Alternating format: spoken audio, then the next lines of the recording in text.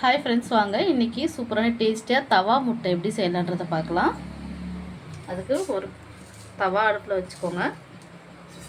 கொஞ்சோண்டு கடுகு, கொஞ்சோண்டு சோம்பு போட்டுக்கோங்க.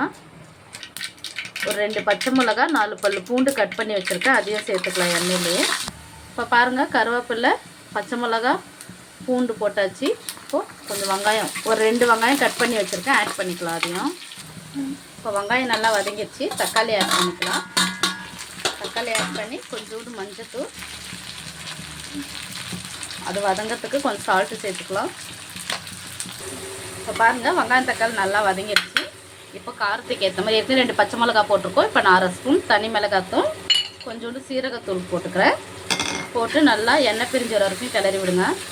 இப்போ பாருங்கள், நல்லா எண்ணெய் பிரிஞ்சு வந்திருக்கு.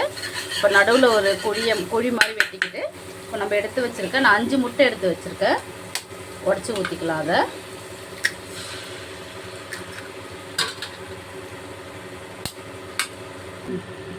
பாருங்கள், நல்லா உடச்சி விட்டு இந்த மாதிரி வெங்காயம் தக்காளியோடு சேர்த்து மிக்ஸ் பண்ணி விடுங்க.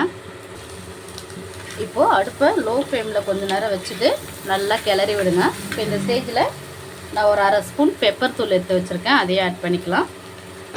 பெப்பர் தூள் வேண்டானா விட்டுருங்க, பெப்பர் தூள் போட்டிங்கன்னா இன்னும் சூப்பராக இருக்கும். எல்லாத்தையும் மிக்ஸ் பண்ணி ஒரு 2 நிமிஷம் அப்படியே விடுங்க.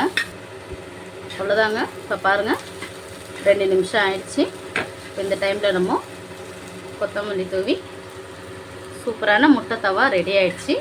இது சூடான சாப்பாட்டில் போட்டு பெசஞ்சு சாப்பிட்டாலும் சரி, இல்லை சப்பாத்தி, தோசை, இட்லி எல்லாத்துக்குமே சூப்பராக இருக்கும். செஞ்சு பார்த்துட்டு எப்படி இருக்குன்றதை சொல்லுங்கள். Bye friends.